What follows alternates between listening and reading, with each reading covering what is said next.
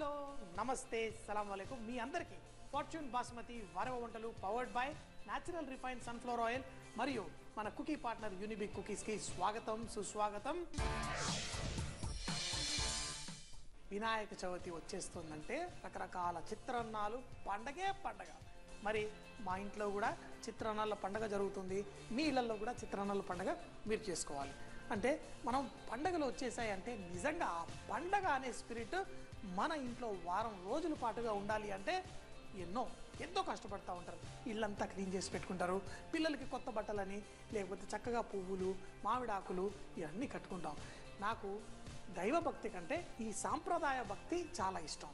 ఎందుకంటే ఇల్లు కలకల్లాడుతూ అందరూ ఒక సంతోషంగా ఒక స్పిరిట్తో ఉంటారు అందరూ. మరొకటి ఏంటంటే ప్రతి ఒక్కళ్ళు పండుగలు వచ్చాయంటే మాట్లాడే మాటల్లో కూడా కొంచెం జాగ్రత్తగా మంచిగా మాట్లాడడానికి ట్రై చేస్తారు. మనం ఎప్పుడు మంచి మాటలే మాట్లాడుతూ ఉండాలి. ఈరోజు మనం చేసే ఈ చిత్రాన్నము చక్కగా పుల్లగా ఉంటుంది, కానీ అందులో పసుపు వేయట్లేదు.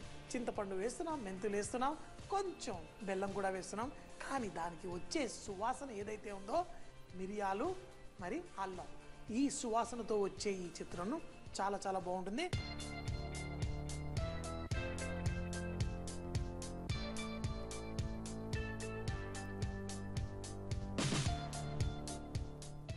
మన న్యాచురల్ రిఫైన్డ్ సన్ఫ్లవర్ ఆయిల్ మనం వేసుకొని నూనె మాత్రం చక్కగా వేడిగా అవ్వాలి.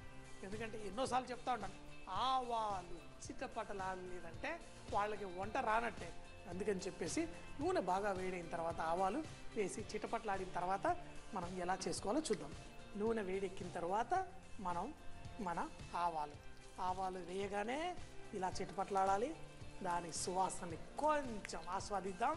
దాని తర్వాత ఇందులో మనం శనగపప్పు, కొంచెం మినప్పప్పు, అలాగే కొంచెం ఈ పుల్లగా చేసుకునే ఈ చిత్రాన్నంలో కొంచెం మెంతులు కూడా పడాలి. నాకు ఈ మెంతులు పులుసుల్లో వాటిలో కొంచెం అంత ఎక్కువైందంటే కరెక్ట్గా ఉంటుంది, కానీ చిత్రాన్నాల్లో కరెక్ట్గా దాన్ని చక్కగా వేయించుకుంటే భలే టేస్టీగా ఉంటుంది. అలాగే కొంచెం అంత ఇంగువ, కరివేపాకు కూడా వేసి ఇది కరివేపాకు ఇందులో చిటపట్లాడుతుంటే మిరియాలు ఉన్నాయి కదా వాటిని ఫుల్గా వేయకుండా లైట్గా దంచేసుకుందాం. ఇలా కొంచెం దంచడం వల్ల మిరియాలు ఎవరు తీసి పక్కన పెట్టరు, చక్కగా కలిసిపోతుంది.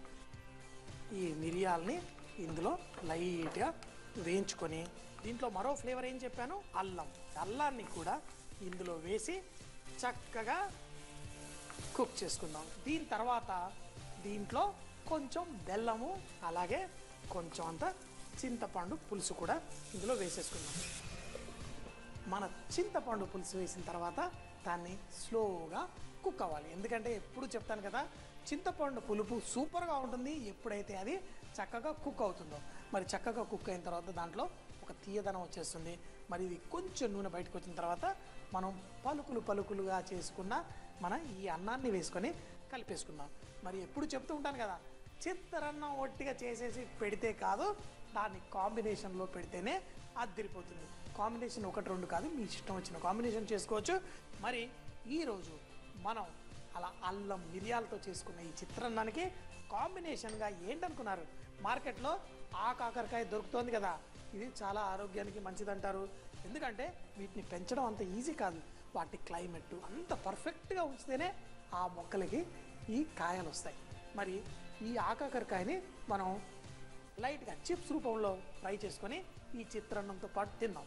అయితే కూరలు మసాలాల కంటే చిత్రాన్నాలతో పాటు వేపుళ్ళు ఇవే భలే మజాగా ఉంటాయి. సో మరి ఇప్పుడు మన చింతపండు పులుసు చక్కగా ఉడికిపోయింది. మరి దీంట్లో మనం కొంచెం అంత కొత్తిమీర కూడా వేసేసుకుందాం.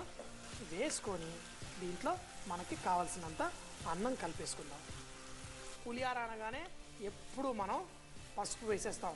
అది మామిడికాయ పులిహార అవనియండి, ఉసిరికాయ పులిహార అవనియండి, ఏ పులిహార అయినా మనం ఇందులో పసుపు వేసేస్తాం. మరి ఈ అల్లం ఇది చేసుకున్నప్పుడు మనం ఇందులో పసుపు వేయకుండా నేను చేశాను.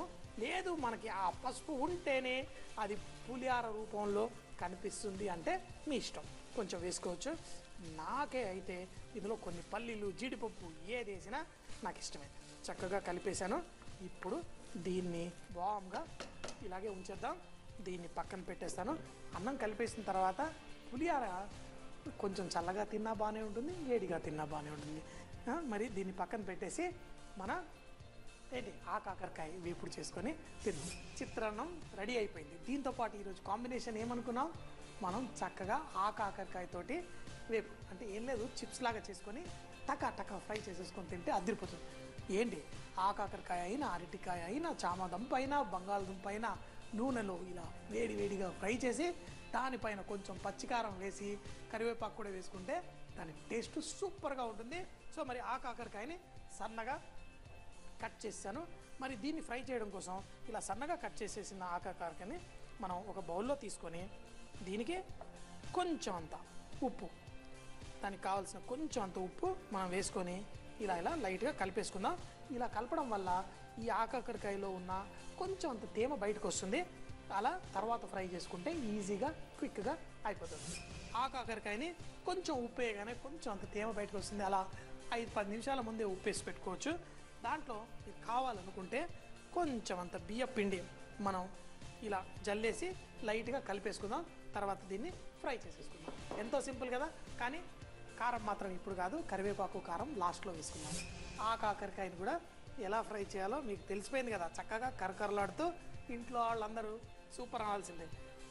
ఈ కాకరకాయ ముక్కల్ని జాగ్రత్తగా ఏంటంటే మన చేతులు కాల్చుకోకుండా చక్కగా మంచిగా ఫ్రై చేసేసుకోండి. మరీ ఎక్కువ వేస్తే నూనె బయట పడే అవకాశం ఉంటుంది. అలా కాకుండా కొంచెం వేసారనుకోండి పర్ఫెక్ట్గా మనకి ఫ్రై అయిపోతుంది. కొంచెం క్రిస్పీగా అయ్యేంత వరకు తీసేసి చక్కగా వడ్డించుకుందాం. కాకరకాయ ఫ్రై అవుతుంది. మన అల్లం మిరియాల చిత్రాన్నం రెడీగా ఉంది. ఈ కాకరకాయని చూస్తుంటే ఆవురున తినేయాలనిపిస్తుంది. మరి దీన్ని ఫినిష్ చేయడం కోసం కొంచెం కరివేపాకు తీసుకొని ఈ వేడి నూనెలో మరీ ఎక్కువగా ఫ్రై చేసుకోకండి, దాంట్లో కొంచెం అంత కరకరలాడితే చాలు, తినడానికి చాలా బాగుంటుంది. అప్పటికప్పుడు చేసుకొని తినండి. కొంచెం కరివేపాకు కూడా నూనెలో వేసేసి మనం దీన్ని ఒక పేపర్ టవల్ మీద తీసేసుకుందాం. ఆ కరివేపాకు కూడా తింటుంటే భలే మంచిగా టేస్టీగా అనిపిస్తుంది. ఇలా పేపర్ టవల్ మీద మనం తీసేద్దాం. వేడిగా ఉన్నప్పుడే తినడం కాదండి, దీనిపైన కొంచెం కారం వేసేసుకోవాలి. ఈ కాకరకాయ రెడీ అయిపోయింది.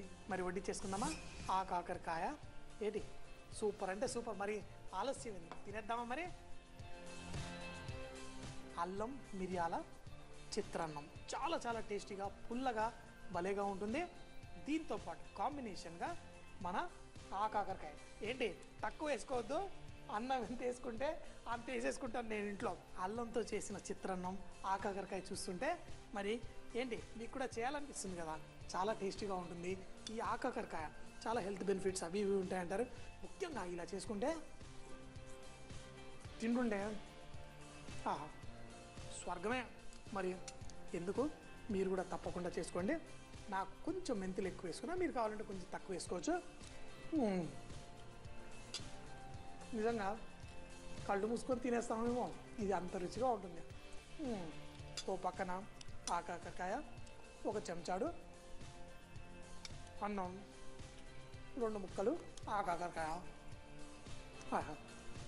ఇలాంటి అద్భుతమైన చిత్రాన్నాలు మీరు పండగ పూట, అంటే పండగ రోజే కాదు, దాని ముందు 2 రోజుల ముందు, పండగ అయిన తర్వాత ఇంకో 5 రోజుల పాటు రకరకాల చిత్రాన్నాలు చేసి పెడుతుంటే ఇంట్లో వాళ్ళకి నిజంగా పండగలాగా ఉంటుంది. మిరియాలు అల్లంతో చిత్రాన్నం చేసుకోవడానికి ముందుగా స్టవ్ పై ప్యాన్ పెట్టి మన న్యాచురల్ రిఫైన్డ్ సన్ఫ్లవర్ ఆయిల్ వేసి శనగపప్పు, మినప్పప్పు, మెంతులు, ఇంగువ, కరివేపాకు, దంచిన మిరియాలు, అల్లం ముక్కలు, బెల్లం, చింతపండు రసం వేసి కొంచెం సేపు కుక్ అయిన తర్వాత నూనె పైకి తేలుతున్నప్పుడు అందులో ముందుగా ఉడికించిన అన్నాన్ని కూడా కలిపి మూత పెట్టి 1 నిమిషం తర్వాత దాన్ని వేడిగా వడ్డించుకోవచ్చు. దాంతో ఈరోజు కాంబినేషన్ కాకరకాయ చిప్స్ చేసుకోవడానికి కోసం కాకరకాయ ముక్కల్ని సన్నగా కట్ చేసి దాంతో పాటు కొంచెం ఉప్పు, కొంచెం బియ్య పిండితో కలిపి ఫ్రై చేసిన తరువాత కరివేపాకు కూడా నూనెలో వేసి ఫ్రై చేసి దానిపై వేడిగా ఉన్నప్పుడే పచ్చికారం జల్లి దాన్ని వడ్డించుకుంటే చాలా రుచిగా ఉంటుంది. వినాయక చవితి స్పెషల్ డిష్ చేయబోతున్నాను, పాశం చేయబోతున్నాను. పాశం అనేది ఒక స్వీట్, గోధుమ పిండితో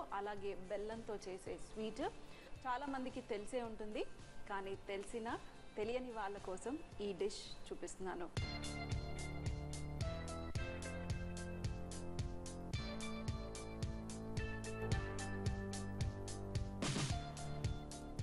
ముందుగా ఈ పాశం చేయటం కోసము మనకు కావాల్సింది గోధుమ పిండి. చెప్పాను కదా చాలా రకరకాలుగా చేస్తారు. ఈరోజు నేను గోధుమ పిండితో చేసి చూపిస్తున్నాను. చాలామంది డిఫరెంట్గా చేస్తారు.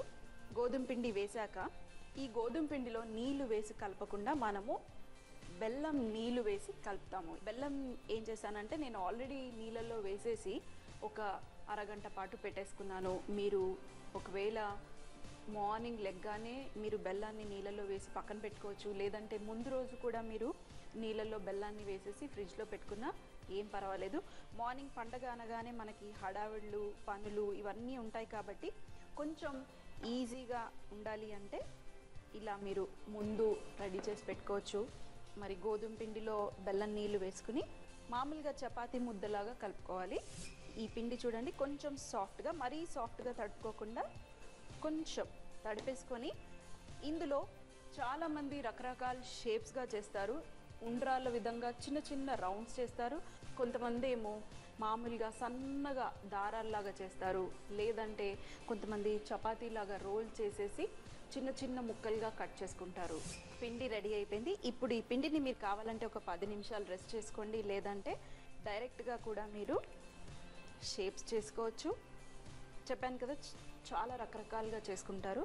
నేను 3 రకాలుగా చేస్తున్నాను షేప్స్. ఒకటేమో రౌండ్గా, ఇంకోటేమో చిన్న చిన్నగా, మరీ సన్నగా కాకుండా మరీ లావుగా కాకుండా ఇలా కొంచెం చిన్నగా చేసేసి చేయితోని అనేస్తే సరిపోతుంది. సో మరి ఒక షేప్ చేసేసాను, 2 షేప్ చేసేసాను, రౌండ్ పొడవాటుగా 2 చేశాను. ఇప్పుడు ఇంకొకటి పిండి తీసుకుని కొంచెం తొందరగా అవ్వటానికి మాకు లాస్ట్లో ఇంకా బోర్ కొట్టేసింది అనుకోండి, మిగతా ఉండంతా తీసేసుకొని చపాతీ కర్ర తీసి చపాతీలాగా చేసి చిన్న చిన్న డైమండ్స్గా కట్ చేసి వేసేస్తాం, అయిపోయింది అని చెప్పిస్తాం. సో మరి మీకు కూడా లాస్ట్లో బోర్ కొట్టింది అనుకోండి, కొంచెం అట్టి పెట్టేసి కొంచెం ఎక్స్ట్రా అట్టి పెట్టేసి రోల్ చేసేసేయండి, ఫాస్ట్గా అయిపోతుంది.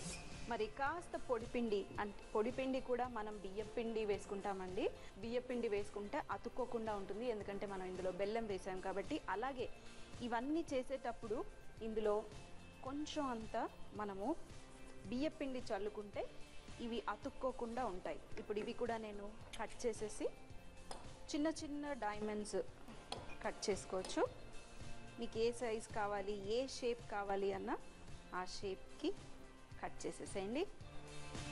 ఇవి కూడా మనం ఈ గిన్నెలో వేసేస్తాం.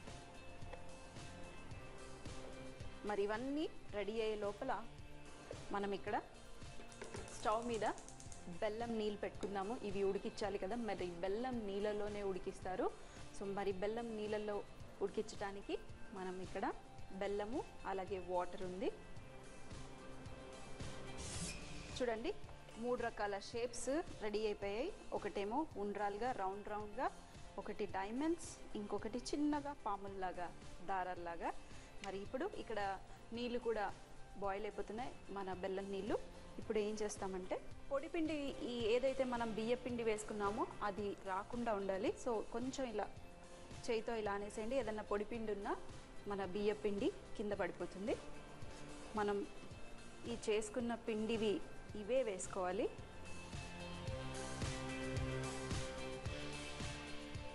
సో మరి ఒక 10 మినిట్స్ వరకు మనం వెయిట్ చేద్దాం. అప్పుడు లోపల రెడీ అయిపోతుంది. 7 లేదా 8 నిమిషాల వరకు బెల్లం నీళ్ళల్లో చక్కగా ఉడికిచ్చేసుకున్నాను. చూడండి కొంచెం ఎక్స్ట్రా వాటర్ వేయండి. మరి చిక్కటి బెల్లం నీళ్ళలో ఉడికించుకోకుండా కొంచెం నీళ్ళు ఎక్స్ట్రా పోసుకుంటే మనకి మరిగి మరిగి అది కొంచెం థిక్ అవుతుంది. ఇప్పుడు మన ఈ తాలికల్ని ఒక్కసారి చూడండి కట్ చేసేసేయండి. ఉడికినాయా లేదా అని తెలియటానికి బ్రేక్ అయిపోతే సరిపోతుంది. మరి బ్రేక్ అయిపోయాయి, కరెక్ట్గా పర్ఫెక్ట్గా ఉడికిపోయాయి. లాస్ట్లో కొంచెం అంత కిస్మిస్, అలాగే ఇందులో గ్రేట్ చేసి పెట్టుకున్న కొబ్బరి తురుము, మీరు ఎండు కొబ్బరి వేసుకోవచ్చు, పచ్చి కొబ్బరి వేసుకోవచ్చు, ఏదైనా వేసుకోవచ్చు, చాలా బాగుంటుంది మధ్య మధ్యలో తగులుతూ. అలాగే సన్నగా కట్ చేసుకున్న పచ్చి కొబ్బరి వేసుకొని ఒక్కసారి మిక్స్ చేసేయండి. అలాగే ఇందులో సోంపు పొడి వేసుకోవచ్చు, లేదంటే యాలకుల పొడి అయినా వేసుకున్నా బాగుంటుంది. మరి ఇందులో లాస్ట్లో కొంచెం అంత జీడిపప్పు వేసుకుందాం. ఇది కూడా వేసేసి మధ్య మధ్యలో తగులుతూ ఉంటే చాలా బాగుంటుంది కదా. వేసేసి ఒక్కసారి మిక్స్ చేయండి. ఆ తర్వాత లాస్ట్లో మనకి ఏదైతే ఈ బియ్య పిండి మనం పొడి పిండిలాగా వేసుకున్నాం కదా, ఈ బియ్య పిండిలో కాస్త వాటర్, ఒక స్పూన్ తీసుకొని ఫస్ట్ ఉండలు లేకుండా మిక్స్ చేసేసేయండి. ఈ నీళ్లు మనం ఫస్టే పోయకూడదు. ఫస్ట్ పోసారనుకోండి మొత్తం గట్టిగా అయిపోతుంది. ఫస్ట్ బెల్లం నీళ్ళల్లో మన తాలికల్ని ఉడికించుకోవాలి. ఆ తర్వాత లాస్ట్లో ఉడికిన తర్వాత చిక్కబడటానికి ఈ మిక్స్చర్ ఇప్పుడు వేసేసాయి. బియ్యపిండి నీళ్లు వేసిన తర్వాత ఒక 2 నిమిషాల పాటు ఉడికిచ్చేసుకుంటే మన బియ్యపిండి కూడా ఉడికి మన స్వీట్ అదేనండి పాల తాలికలనండి, లేకపోతే బెల్లం తాలికలనండి, లేదంటే పాశం అనండి, ఇది కొంచెం తిక్కబడితే రెడీ అయినట్టే.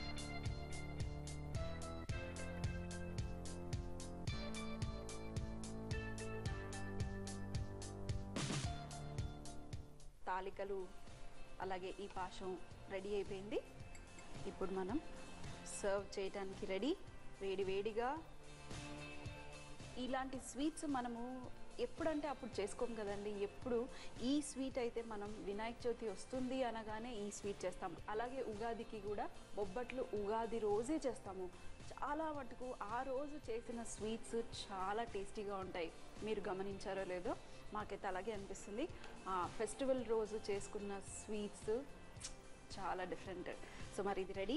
లాస్ట్లో మనం అసలు ఏమీ వేయలేదు, ఇందులో నెయ్యి వేసుకొనే తింటారు. సో ఇలా నెయ్యిని వేడి వేడి పాశం మీద నెయ్యి వేసుకొని మిక్స్ చేసేసి కొంచెం పులిహార, ఆలు ఫ్రై ఇవన్నీ చేసేసుకుని ఒక ప్లేట్లో పెట్టుకుని పండగ రోజు పండగ భోజనం తింటే చాలా బాగుంటుంది. మరి మీరు కూడా తప్పకుండా కొంచెం వెరైటీగా ట్రై చేయాలి అనుకుంటే తప్పకుండా ఈ డిష్ ట్రై చేయండి. దేవుడికి నైవేద్యం పెట్టి ఫ్యామిలీ అందరితో కూర్చుని పండగని ఎంజాయ్ చేయండి. సో మరి వేడి వేడిగా తింటాను.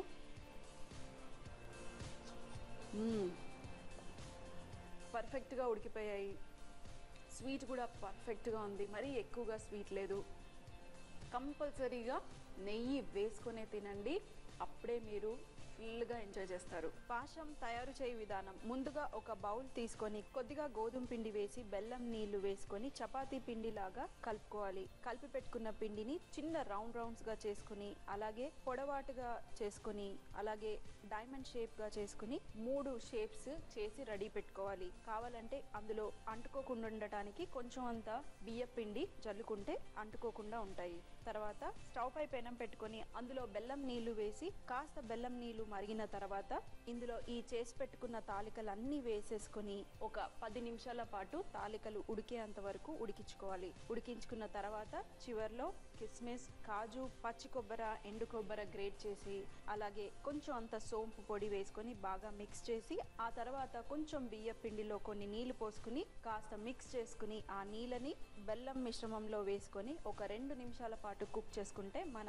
పాశం రెడీ అవుతుంది. ప్రతి ఇంట్లో అద్భుతం, అమోఘమైన, రుచికరమైన వంటలు ఉండే ఉంటాయి. మరి మీ రెసిపీలు, మీ చిట్కాలు మాకు రాసి పంపించండి. న్యాచురల్ రిఫైన్డ్ సన్ఫ్లవర్ ఆయిల్ తరఫున వెండి బిస్కెట్ గెలుచుకోండి. మీ రెసిపీలు పంపించవలసిన చిరునామా MIG 1540 BHL Hyderabad 502032. Natural refined sunflower oil తరఫున వెండి బిస్కెట్ గెలుచుకున్న విజేత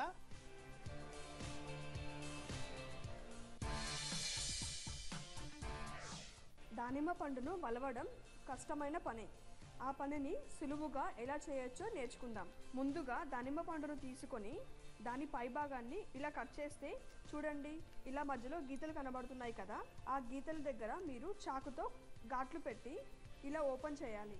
తర్వాత మధ్యలో ఉన్న ఈ తెల్ల భాగాన్ని తీసేసి పండును ఇలా తిప్పి ఒక స్పూన్తో చూపించే విధంగా కొడితే గింజలన్నీ రాలి బౌల్లోకి పడిపోతాయి. తర్వాత ఈ గింజల్ని మీరు హ్యాపీగా తినవచ్చు. మీ ఇంట్లో కూడా అద్భుతమైన రెసిపీలు ఉండే ఉంటాయి. మాకు రాసి పంపించండి. XXX డిటర్జెంట్ సోప్ తరఫున ఒక మంచి బహుమతి గెలుచుకోండి. చూసేశారు కదా మరి ఈరోజు వంటకాలు. రేపు మళ్ళీ ఇదే టైంకి కలుద్దాం. అప్పటిదాకా సీ యూ, బై బాయ్, ఖుదాఫిజ్.